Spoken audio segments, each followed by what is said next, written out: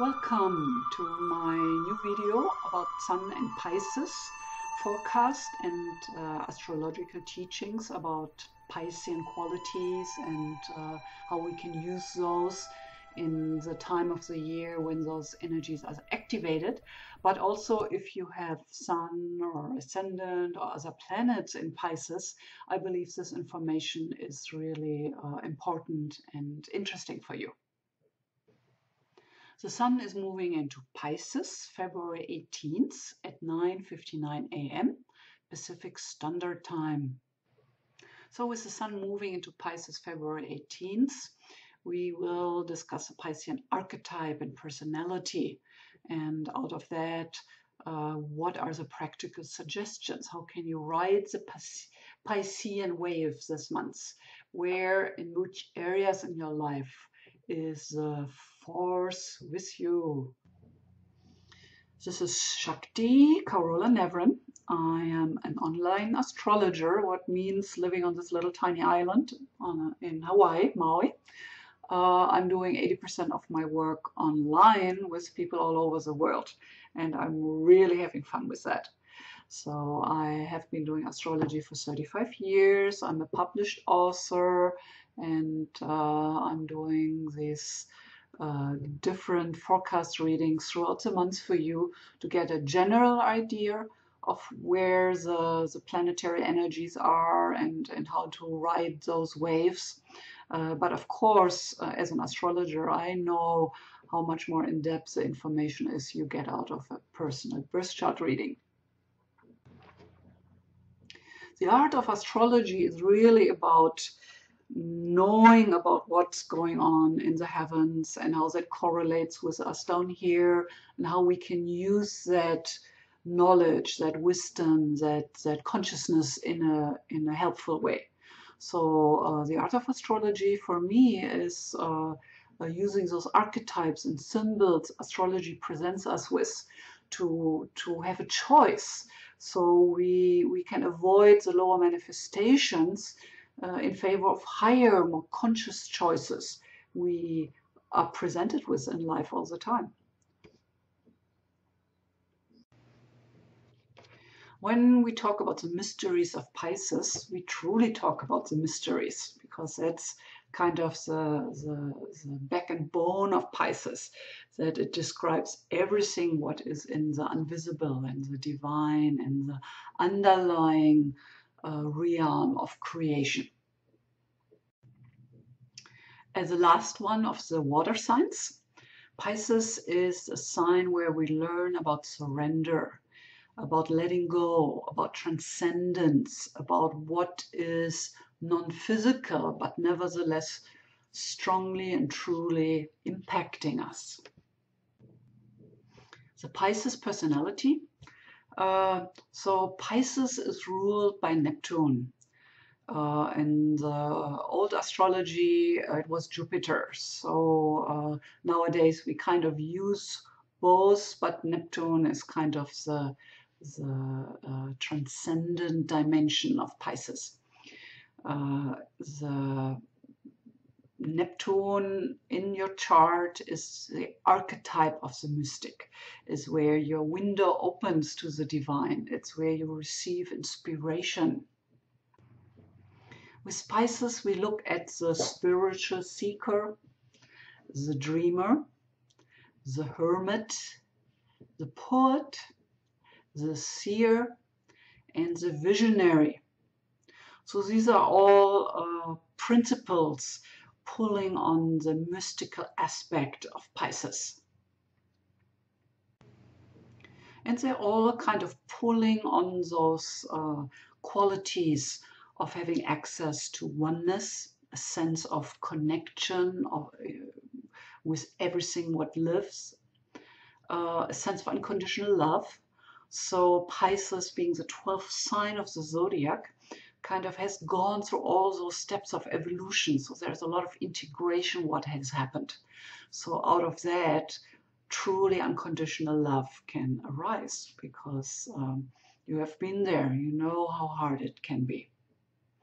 And with that, we truly can experience empathy.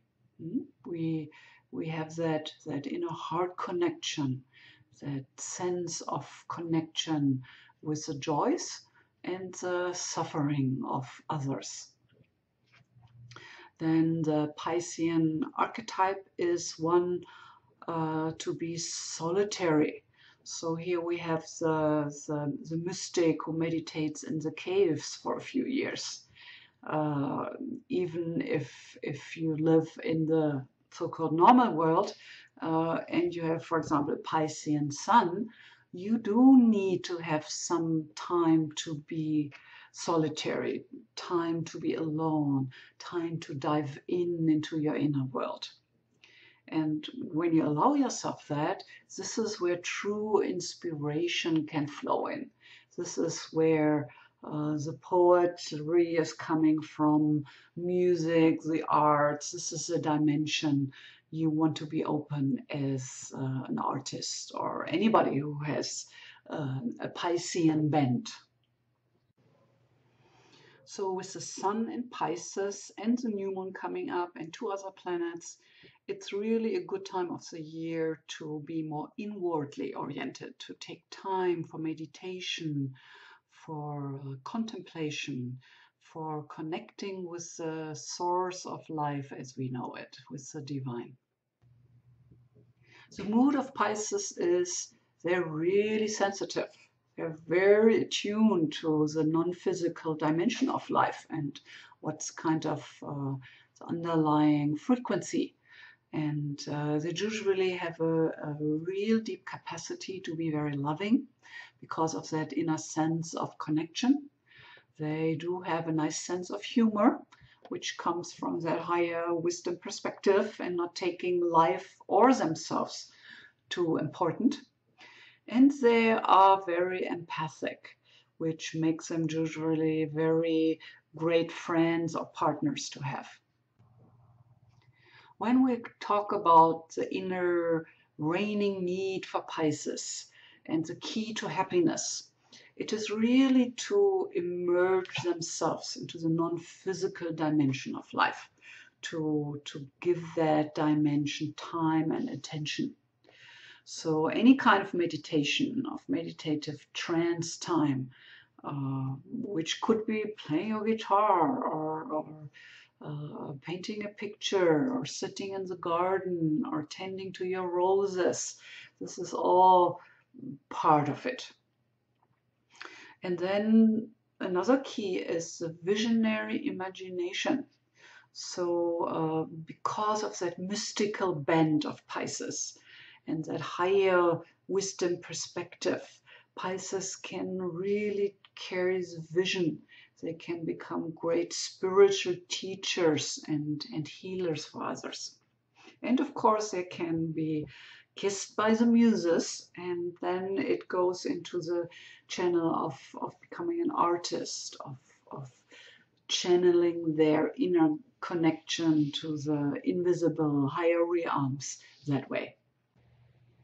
As all signs, Pisces has a shadow too, and that would be the addict. Escapism in general. It can be workaholism, anything we do too much in order to narcotize and escape. Another shadow is because Pisces doesn't have a strong self of ego, of self, and that can backfire. So we can look at the low end of Pisces as somebody who has no backbone, who is kind of a lost soul, somebody who is perceived by others as the helpless one. And last not least, one of the big shadows of Pisces is the possibility to just dream, to just have great and big dreams, but never come to fulfill them, to come nearer to them, because there's no action. So the high potential of Pisces, of course, is they have dreams and they're very inspired. But then it does take action. It does take focus. It does take applying ourselves to get somewhere. The evolutionary goal for Pisces is to develop disidentification with the ego. So imagine the soul has gone through 12 steps of evolution, each sign symbolizing another area of issues and subjects to deal with and to integrate. And in the 12th sign, that tight connection, that tight identification with this is all I am, this bag of skin and bones, this kind of starts falling away. And out of that comes the surrender to the divine, the deep inner connection to life is good, everything is unfolding according to the divine plan. So with all these Piscean energies, you want to ask yourself some questions. One is, do you make time for your own spiritual growth? How important is that for you? And then the Piscean energy is about dreaming and visions. So this is the time of the year to kind of integrate what has happened in the last year, which is over, and get prepared from that standpoint of integration for the coming year. So we're kind of used to that, to do that at the end of the year and have our new year resolutions. But astrologically, it's actually happening right now. So this is the time to create and contemplate who you want to be in the coming year and further out in 5 years and 10 years. To get more answers to those questions and more access to your inner soul guidance, I suggest you start a dream journal, because dreams are a wonderful way to connect with what is more or less in our unconscious mind. So our soul often gives us dreams, brings things in our consciousness through it. And then another way, which I found very valuable, is to do morning pages. So that means first thing, getting up, maybe having your coffee or tea, but then you sit down and you do longhand writing in your journal. And these morning pages are very strong and powerful because you're still so open. You just came out of the divine, of a deeper connection with your soul, your higher self. So by doing the morning pages, you will have more and truly deep insights into what drives you, what is important for you, where is your life going. And then, of course, our status of health is always an interesting part of our journey. So Pisces and Neptune are connected with the lymphatic system, which is kind of our drainage system. It cleans out our toxins. So also the pineal gland, the feet and toes, and the appendix are represented by Pisces and Neptune. I have talked about the 4 aspects of staying healthy and taking care for yourself on a regular basis. But today in the foreground with the Piscean energy is really the detoxification.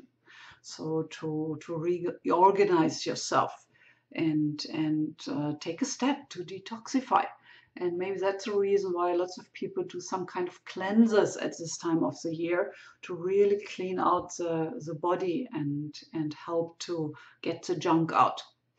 And of course, the other important aspects to continuous health is support nutrition, organic food, non-GMO, oxidization through breathing exercises, yoga, and exercising, moving your body, get your heart rate up there, using those muscles, not just by sitting in front of the computer. So all that stuff is important, but the emphasis is on detoxification this month. As an astrologer and gemstone expert, I truly believe that amethyst is one of the most important Piscean birthstones. So, but then to really truly know what's your personal birthstone, and even if you're Pisces, you also want to meet in which house that sun position is. and how it's aspected inside your birth chart. So I will do another video just about the metaphysical quality of amethyst, but here we can say it's really a stone which has a lot of cleansing frequencies and activities for us. It connects us with our divine guidance, and it helps to bring in those levels of inspiration into our daily life. I am in favor that you not only reach your goal and be happy then, but that you enjoy the energies, the journey to get there.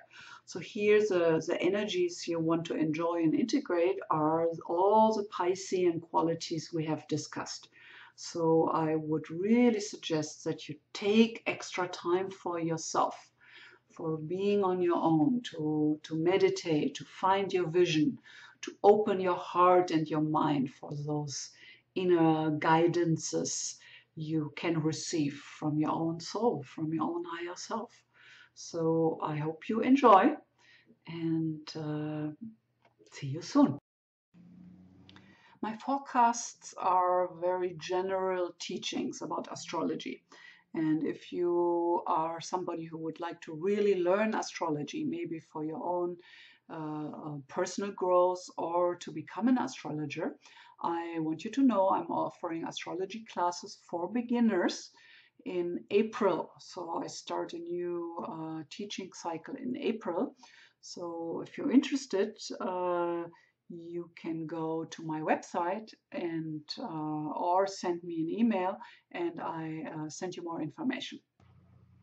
If you haven't done so yet, now it's a good time to sign up for your subscription, so you will be kept informed whenever I have a new forecast video ready and up. So please subscribe if you like my work. You can also go to my website, mauiastrologyreading.com, to sign up for my newsletter, which will also give you a free report for your love stone based on your birth chart. So if you love gemstones, why don't you do that? And of course, if you liked the material I presented, please like me. Again, this is how you can reach me. I'm living in Hawaii, so my phone number is 808-878-8182, or you can go to my website, mauiastrologyreading.com. So if you're interested in a personal reading, that's how you can reach me. I have been doing astrology for 35 years, so I have a lot of experience, and I really, really love to do this work because I see again and again how much of a difference it can make in somebody's life to have that kind of high wisdom and evolutionary perspective. So call me, and we can do our reading through Skype online, and you can come visit me here on Maui. So as we say here, aloha, and thank you for visiting, and I'll see you soon.